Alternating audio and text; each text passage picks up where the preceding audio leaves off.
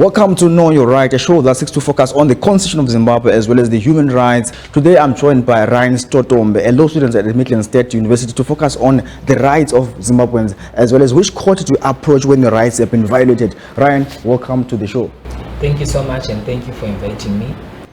Take us through which courts do you approach when your rights have been violated in Zimbabwe? Okay, basically before I even get to that point, I would just like to break down our court system.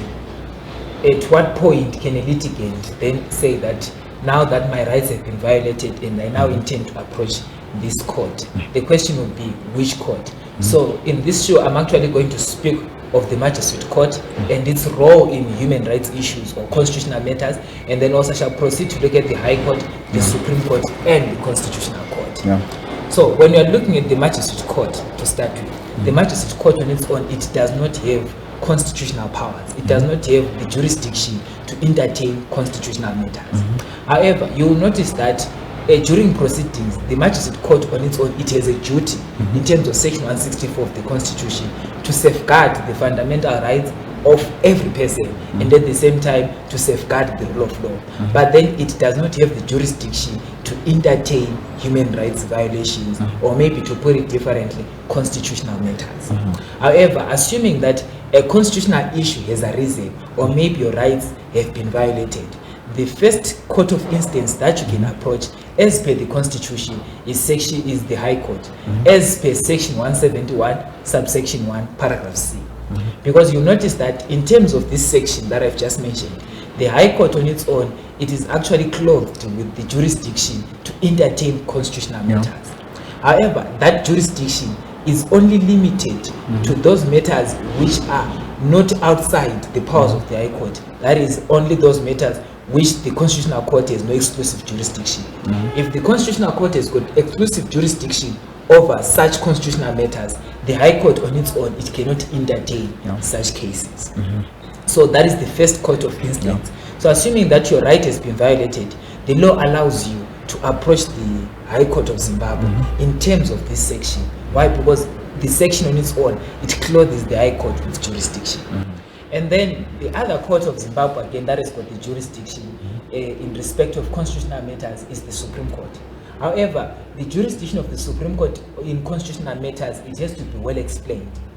And I'm going to explain it in this way. Firstly, the Supreme Court is a court of appeal. It's not a court of first instance. And this also applies in constitutional matters. What you can only do in respect of lodging applications in the Supreme Court is that you ought to first of all file your application at the High Court. And if you are not satisfied, that's when then you appeal to the Supreme Court. And its decision, it's final in other matters, not in constitutional matters, because in respect of constitutional matters, we've got the Constitutional Court, which is the Supreme Court in respect of constitutional matters. And then the last court is the Constitutional Court. This court, it is the highest court of the land in respect of constitutional matters. So assuming that a constitutional matter has arisen, right, and you then take your matter to the Constitutional Court, what the Constitutional Court going to pronounce is final. So however, if the Constitutional Court, I'm not satisfied by the verdict of the Constitutional Court, can I report the matter to another court? You cannot take the matter to another court here in Zimbabwe because no other court can suspend the decision of the Constitutional Court. The Constitutional Court is the highest court of the land in respect of constitutional matters. So its decision is final. If maybe you want to take that matter to another court, you would then have to proceed to the international forum. We've got regional and international forums, such as, for example, we've got the African Court on Human and People's Rights. You can take your claim there, assuming that you want to point out that there is a right which is in the African Charter that has been violated, right? You can then take your matter there. But then there are also procedures that you ought also to follow and also to satisfy. Like, for example, that you have satisfied all the local avenues which are provided for at national level to remedy that problem. So assuming that you have satisfied them, you have taken your matter to the Constitutional Court, and then you did not receive any satisfactory recourse, that's when then you can approach the African Court on Human and People's Rights, either in terms of Rule 40 or in terms of Article 56. Okay, let me give you this scenario. Suppose I've been detained and arrested unlawfully, and I've been detained and tortured. Which court do I approach? Okay. In the event that you have been detained and you have been tortured, arrested unlawfully, the court that I actually recommend that you go to is the High Court. Yeah. Right? The High Court, it can deal with such matters.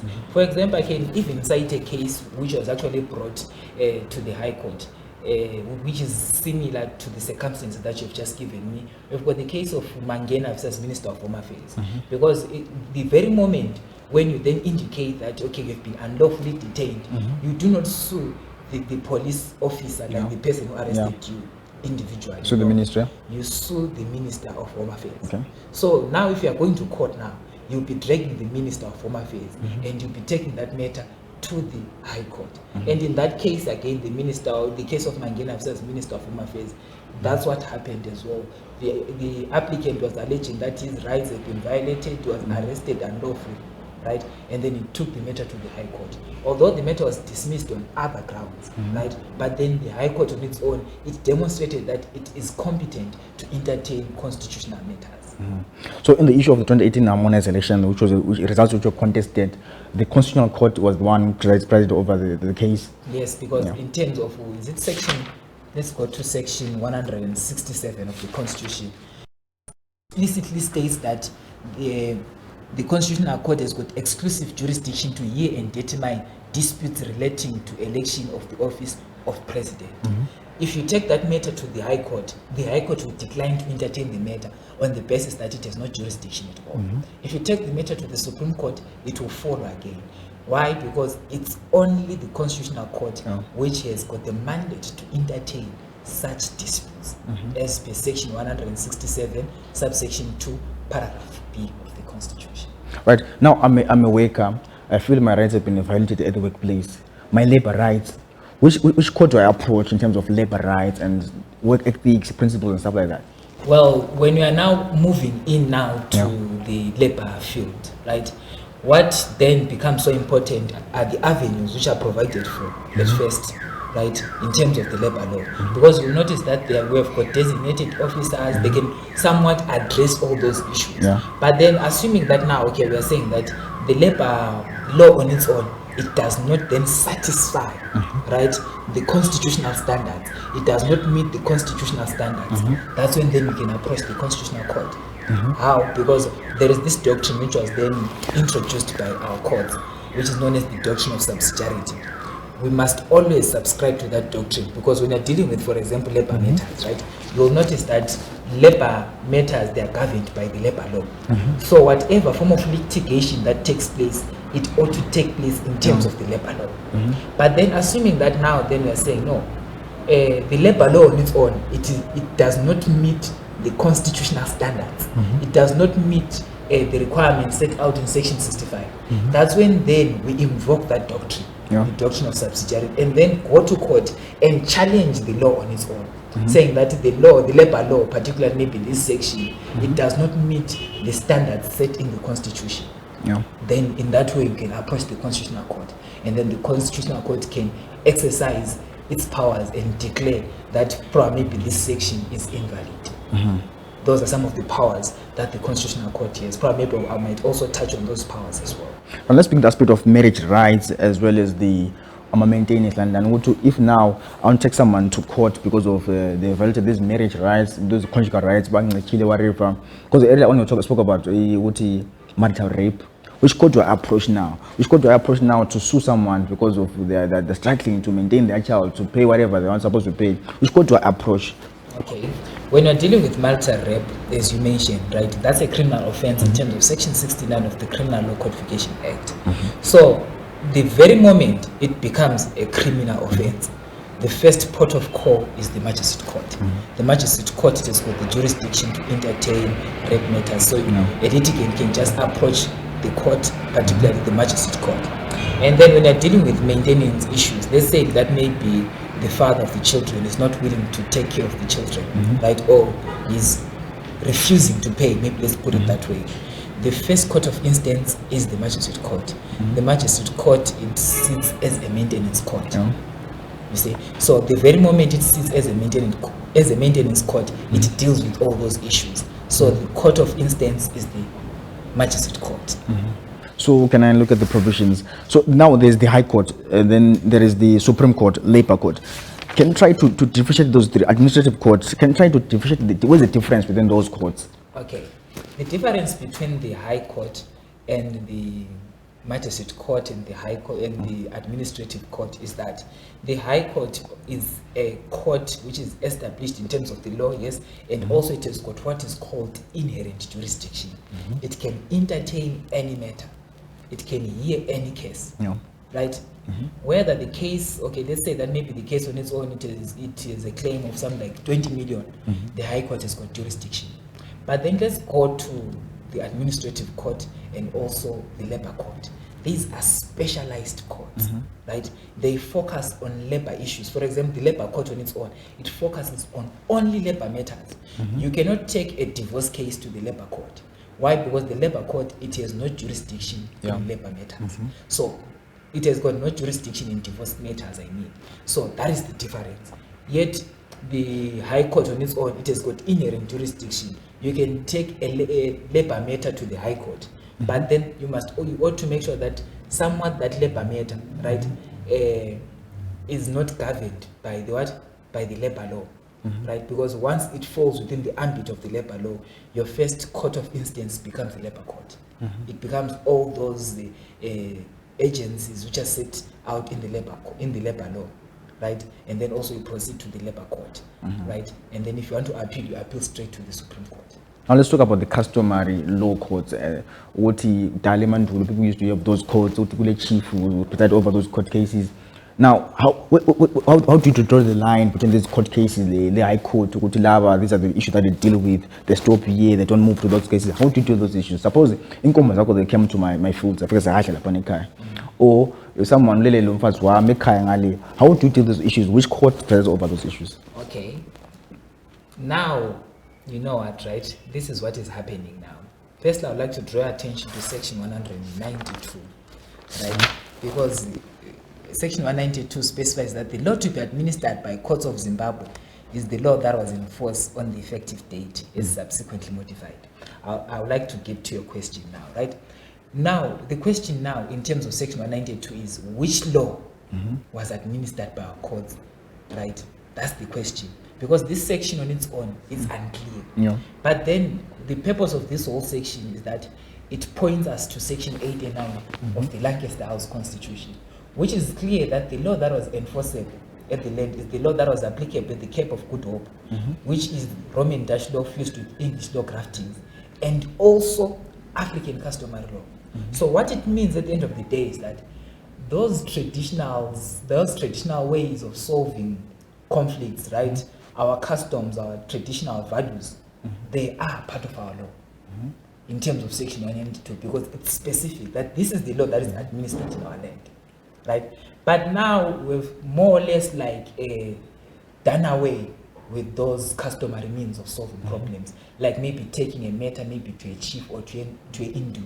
Why is it like that? Because our systems now, they no longer recognize them. But normally in terms of Section 192, they ought to sort of like our cultures, our norms, our values and everything, they are recognized and they are part of our law. You see? So if you now approach the court now, let's say that maybe you come from Berengo, for example, right? And maybe there is a conflict, maybe someone maybe stole your cat. Probably maybe there is a certain way that they deal with that issue. But then now, that issue now, it cannot also be dealt with according to the Berenga customs. Why? Because the moment it is brought to our courts, they are no longer taking into cognizance customary law. They apply the general law. That is our laws, our Acts of Parliament, Roman Dutch law, and they've at some point ignored all those. So the proper recourse would be to approach the courts, and then the courts, they will deal with that issue according to the law. But in a scenario that I report to the High Court, I report the matter to the High Court, and then the High Court presides over the court, over the case and then they give me a verdict. But I'm not happy with that verdict. I go to the customary law now. With the same case, then the customary law gives me something which is I'm happy with. Now, with those two courts, do they like clash in terms of judgment or? Definitely they'll clash. Because the High Court on its own, it's a superior court, right? and it's a court which is recognized in terms of the law. So the very moment it grants a judgment, its judgments, it actually affects all the subordinates. Right? Meaning to say that the chiefs are also affected. Means that the magistrate court is also affected. So if you go to the customary court now, or maybe you go in a traditional setup and then you are given a remedy which then satisfies you, that remedy is null and void because it conflicts a decision of a superior court. But however, those customary laws are still being practiced in Zimbabwe. Are they still relevant in Zimbabwe in terms of our constitution and modern day practice? Are they still there? The customary practices. Yeah.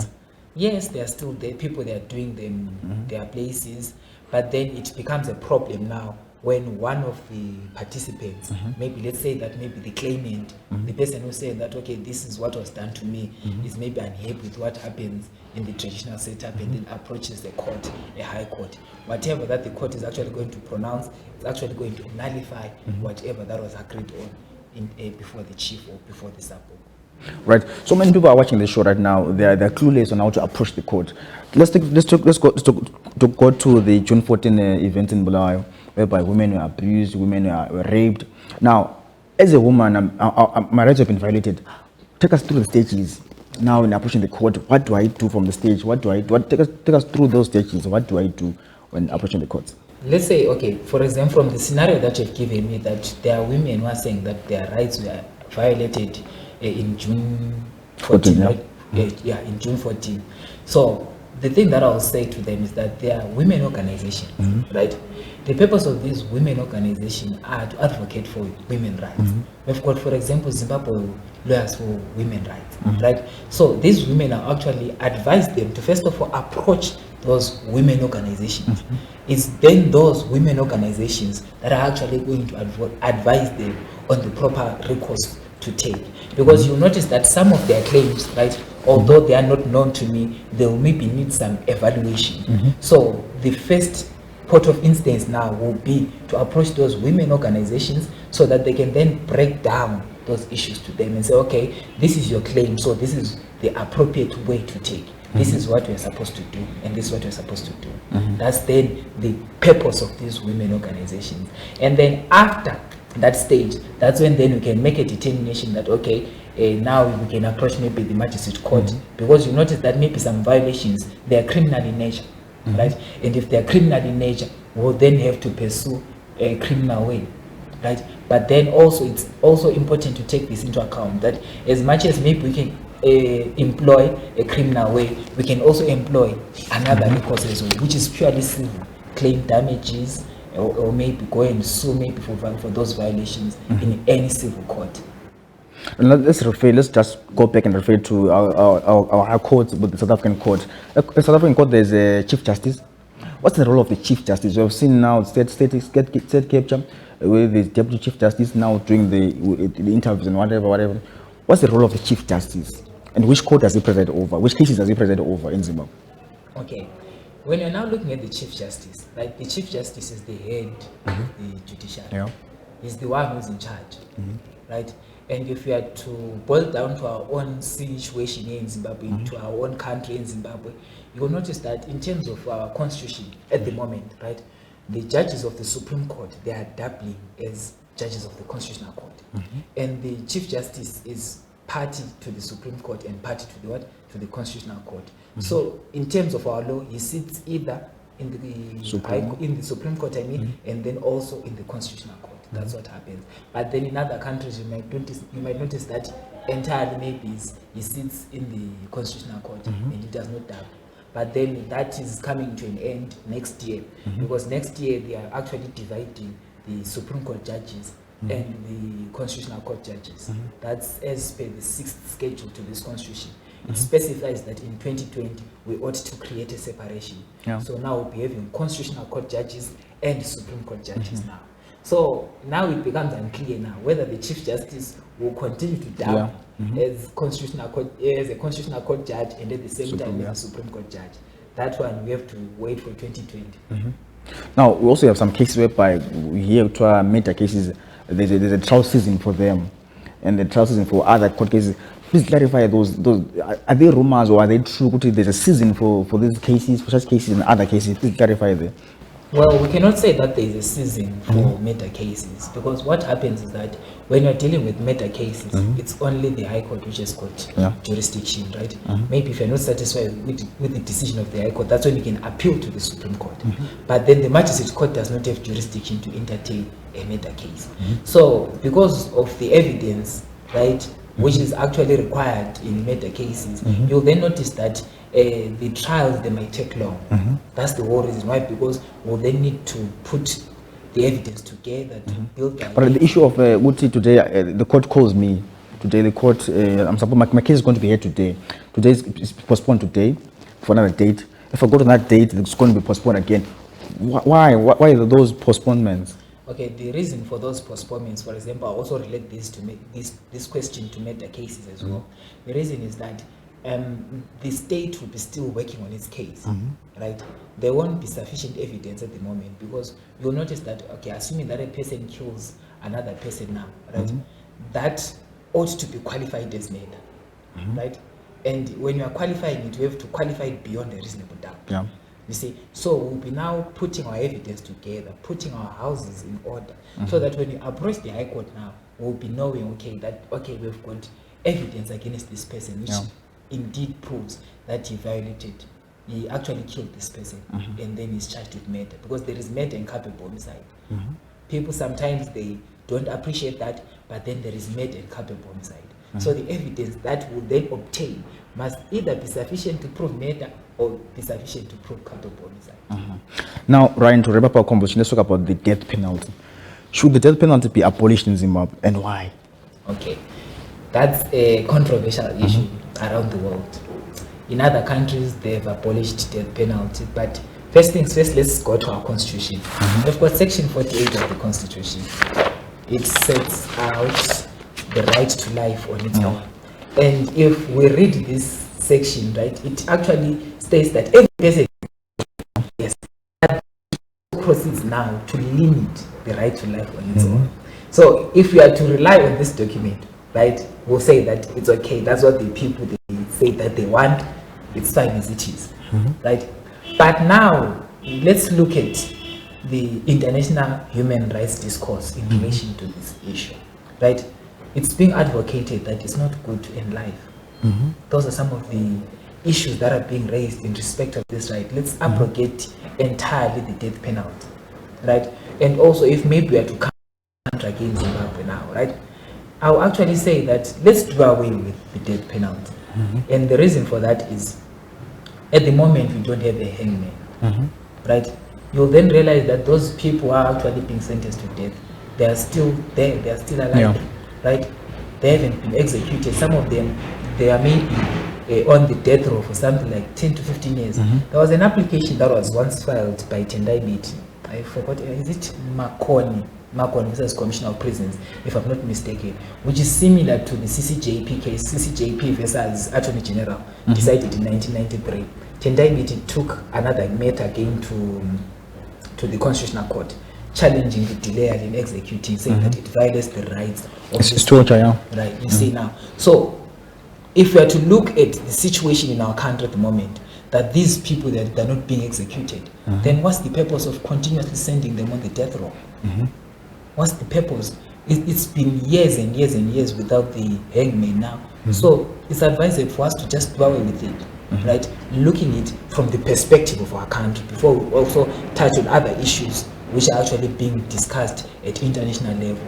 That alone, to me, I think it suffices. Yeah. Right, Ryan, thank you so much for joining us on the show. Please keep on educating us and telling us about the Constitution. Right, there we have it, ladies and gentlemen. This has been Know Your Right. I was joined by Ryan Stotombe, an MSU law student, and then talking about the jurisdiction of the courts of Zimbabwe. Till next time, keep on watching on this show and follow us on Twitter at SizeW. To follow me on Twitter at The Real Prefecture. Till next time, Know Your Right was Amandungelo Wako. #Asake.